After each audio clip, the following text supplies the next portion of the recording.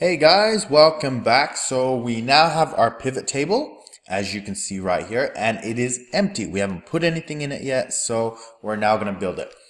Before I start talking about all the elements, I'm just going to walk you through a few things to know, because if you click somewhere else, some things disappear, and I'll explain why.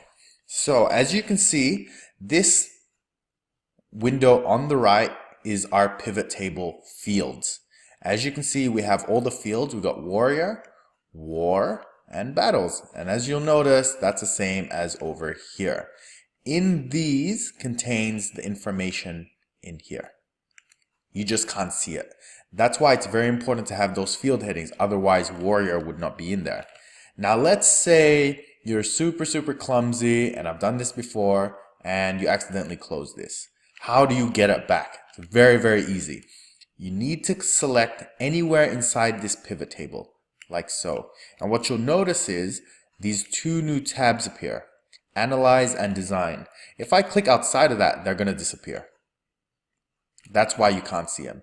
So if I click there again, anywhere in there, I'm going to go to Analyze, and I'm going to go to the far right, and I'm going to select Field List, and that will bring back the window. All right, so that's step one. Now the next thing is, how do we actually introduce information into our pivot table? It is very easy. Let's do it. So it is essentially drag and drop. So we click warrior, and we can click and drag, and we put it in rows. We're not going to worry about the rest of them at the moment. We're just going to put it in rows. And what you'll notice is it's gotten rid of the duplicates. This is what pivot tables does. This is what it does. It groups your data. So it already knows, okay, I've got common data. What do you want me to do with it next? It's asking. So let's say I want to see which wars these warriors have been in. So we go to war, we click and drag, and we put it underneath warrior. And as you'll notice, it's grouped them.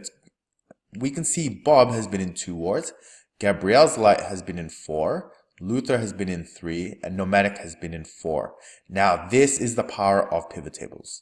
Let me just minimize this so I can see a bit more. Let's say I didn't want to see which wars they were each in. I want to know who was on each war. I can take war from down here and bring him up above warrior. I'll do that really slowly so everyone can follow. Click and drag above. And your data is gonna restructure itself.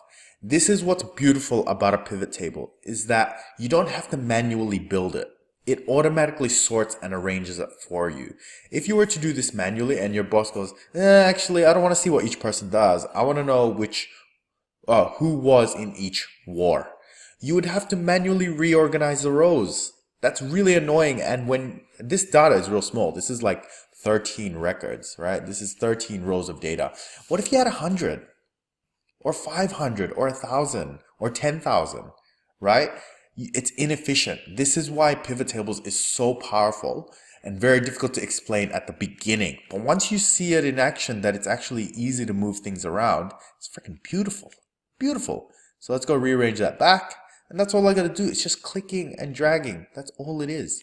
Now, what's beautiful about this as well is I can minimize. I don't really want to see what Gabrielle's one is or Luther's. I'm only interested in Bob and the Nomadic Wizard.